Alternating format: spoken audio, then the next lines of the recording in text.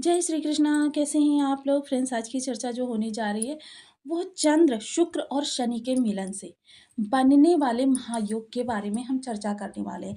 जैसा कि हम सभी लोग जानते हैं कि चंद्रमा बहुत तीव्रगामी ग्रह है।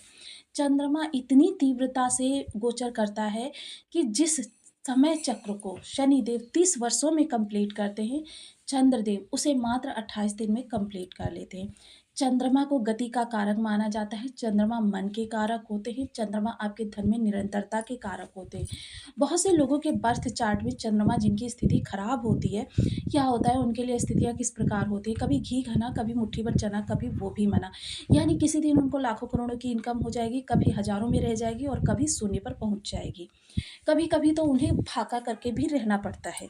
तो देखिए, चंद्रमा बहुत विशेष ग्रह होते हैं। सौंदर्य के कारक माने जाते हैं, मन के कारक माने जाते हैं, माता के कारक माने जाते हैं, 16 कलाओं से युक्त होते हैं चंद्रमा। चंद्रमा को सौंदर्य का कारक भी माना जाता है। चंद्रमा आपकी रचनात्मक चीज़ों को भी दिखाते हैं। चंद्रमा जो होते हैं उनके देखिए चलने से समस्त ग्रहों में गतिशीलता आती है, क्योंकि जिस भी भाव से गोचर करते हैं उस भाव को एक्टिव कर देते हैं, जिस ग्रह के साथ गोचर करते हैं उसके प्रभावों को एक्टिव कर देते हैं। और ये सवा दो दिन एक राशि से में रहते हैं और उसके बाद अगर पुनर्गमन समय को जोड़ दिया जाए तो एक भाव से इनके 3 दिन प्रभाव प्राप्त होते हैं। तो देखिए, आज हम उन्हीं चंद्रमा के शुक्र और शनि के साथ युति करने के बारे में चर्चा करने वाले हैं।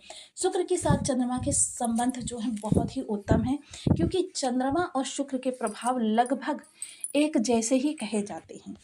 और चंद्रमा भी देखिए सौंदर्य के कारक है। चंद्रमा भी कलाओं से युक्त है, रचनात्मक चीज़ों के कारक माने जाते हैं। सेम यही चीज़ें शुक्र के साथ भी हैं।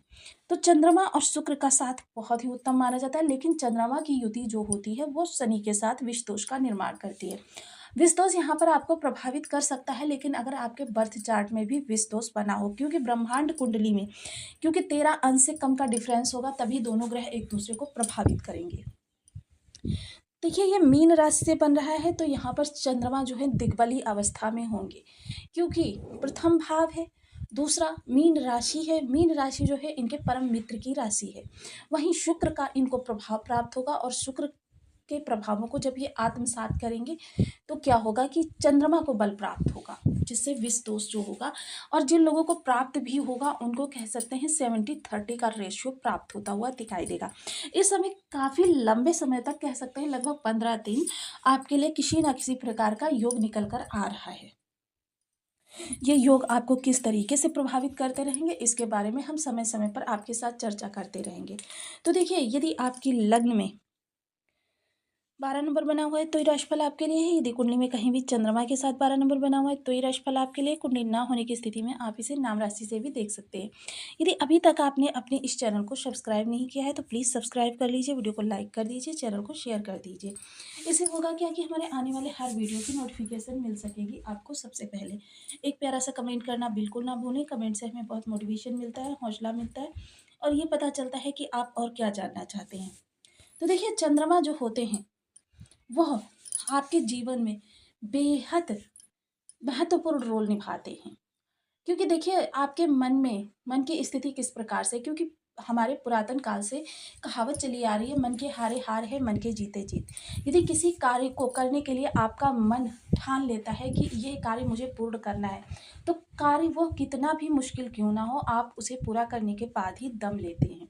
किंतु जब आप उसे देखकर पहले ही कांप जाते हैं तो क्या होता है, आपके प्रयास भी जो होते हैं गलत ही हो जाते हैं, जिसकी वजह से वो कार्य जो है आपका नहीं होता। चराचर जगत को ब्रह्मांड में जल को संचालित करने वाले चंद्रदेव हैं, और जल कितना आवश्यक है मानव के लिए तो ये चीज़ बताना यहाँ पर आवश्यक नहीं है। तो देखिए, चंद्रदेव मन की स्थिति को काबू करते हैं, और कभी कभी आप देखते हैं कि कहीं कोई अप्रिय घटना नहीं घटी, कहीं पर कोई विषम स्थिति नहीं उत्पन्न हुई, फिर भी आपके मन में विषाद की रेखाएं खिंच जाती हैं, आप बैठे बिठाए हतप्रद हो जाते हैं। यह सब चंद्रमा की ब्रह्मांड में गतिशीलता के कारण ही होता है। वहीं कभी कभी बैठे बैठे ही कहीं से कोई सूचना नहीं, कहीं कोई घटना नहीं, और फिर भी मन प्रफुल्लित हो जाता है, आनंद से विभोर हो जाता है। ये चंद्रमा की गति के कारण ही होता है। और चंद्रमा किन्हीं किन्हीं ग्रहों के साथ, अब जैसे कि गुरु के साथ जब गोचर करते हैं तो गजकेसरी योग का निर्माण करते हैं, और जब शुक्र और शनि के साथ युति करेंगे तो ये महायोग का निर्माण करेंगे। तो देखिए इन योगों का आपके जीवन पर बहुत ज़्यादा प्रत्यक्ष रूप से प्रभाव पड़ता है। वहीं चंद्रमा देखिए धन के लिए, क्योंकि चंद्रमा जिनके बर्थ चार्ट में कमज़ोर होंगे तो उनके लिए देखिए ये राजयोग भी उतने ही बड़े दुर्योग बन जाते हैं। तो ऐसी स्थिति में क्या होगा कि देखिए उन लोगों के लिए स्थिति किस प्रकार से होती है, उनका धन जो होता है कभी काम सकारात्मक चीज़ों में काम नहीं आता। उनका धन अगर कोई ले ले तो फिर समझ लीजिए चाहे जितनी बड़ी शत्रुता हो जाए उनका धन नहीं वापस मिलता है। उनके कार्य में व्यवधान उत्पन्न होता रहता है। जब भी उनके घर में कोई शुभ कार्य होता है तब कलह का वातावरण बन जाता है, या फिर उनके घर में चोरी होने की संभावनाएं बढ़ जाती हैं। ये इस प्रकार की स्थितियां जो हैं उस मनुष्य को प्रभावित करती हैं। और उसकी इनकम किस तरीके से होती है, कभी घी गना, कभी मुट्ठी भर चना, कभी वो भी मना। यानी एक दिन उसे लाखों करोड़ों की इनकम हो जाएगी, कभी हजारों में रह जाएगी और कभी वो भी नहीं होगी। तो ये सारी चीजें जो होती हैं चंद्रमा की गतिशीलता के कारण ही होंगी। अब यहाँ पर क्योंकि लग्नगत गोचर कर रहे हैं तो इसका प्रभाव आपके 12 भावों से प्रभावित होने वाला है। सबसे पहले शुक्र और चंद्र का योग जो होगा वह आपके लिए बहुत ही सुंदर, यानी कि इस समय आप लग्जरी के प्रति बहुत ज़्यादा आकर्षण महसूस करते हुए दिखाई देंगे। बहुत सी ऐसी चीज़ें होंगी जिनको आप काफ़ी लंबे से प्राप्त करना चाह रहे हैं और प्राप्त नहीं कर पा रहे हैं। उन लोगों के लिए इस समय अनायास ही आपके प्रयास बढ़ते हुए देखे जाएंगे। वह चीज़ें प्राप्त करने के लिए आप इस दौरान हर संभव प्रयास करेंगे। और इस दौरान अपने आकर्षण के लिए, अपने हाव भाव के लिए, अपनी सोच विचार के लिए, यानी हर चीज़ में इस समय आपको लग्जीरियस चीज़ें ही चाहिए। तो ये चीज़ें होंगी चंद्रमा के यहाँ पर प्रभाव देने के कारण। आपका स्वयं के स्वास्थ्य के प्रति बहुत ज़्यादा इस समय केयर रहना होगा। आप इस समय लोगों से वार्तालाप करते समय देखिए कुछ ऐसे तथ्यों का उल्लेख करेंगे जिसकी वजह से क्या होगा कि उनकी नज़रों में आपकी प्रतिष्ठा बढ़ जाएगी। कार्य क्षेत्र पर भी इसका प्रभाव पड़ता हुआ देखा जाएगा। कार्य क्षेत्र में अभी तक जो संभावित चीज़ें हैं आपको नहीं प्राप्त हो पा रही थी, जैसे आप किसी किन्हीं चीज़ों के लिए एक्सपेक्टेशन कर रहे थे कि कार्य क्षेत्र से आपको सम्मान प्राप्त होगा, लोगों से आपको कहते हैं कि कार्यों में आपको सहयोग प्राप्त होगा, या बिजनेस कर रहे हैं तो बिजनेस आपका रिस्टेबल होगा। तो ये सारी चीज़ें नहीं हो पा रही थी तो अब होती हुई दिखाई देंगी। वहीं इस योग की दृष्टि, हालांकि देखिए शनि के माध्यम से ये योग कई भावों को प्रभावित करने वाला है, लेकिन तीनों ही ग्रहों के पास सप्तम दृष्टि है और यहाँ पर हम सप्तम दृष्टि की ही चर्चा करने वाले हैं। तो देखिए जीवन साथी बहुत ही सुमधुर इस समय पर आपके साथ रहने वाला है। किसी प्रकार से कोई विवाद की स्थिति नहीं उत्पन्न होने वाली। रिलेशन जो है आपके बहुत अच्छे होते हुए दिखाई देंगे। वहीं डेली इनकम से जुड़े हुए लोगों का समय भी इस दौरान काफ़ी अच्छा बीतने वाला है। डेली इनकम में जुड़े हुए उनके प्रयासों को लेकर, यानी वृद्धि को लेकर जो भी आप प्रयास कर रहे हैं उनके लिए उनके प्रयास बढ़ने वाले हैं और प्रयासों में काफ़ी हद तक सफलता भी प्राप्त होती हुई दिखाई देगी।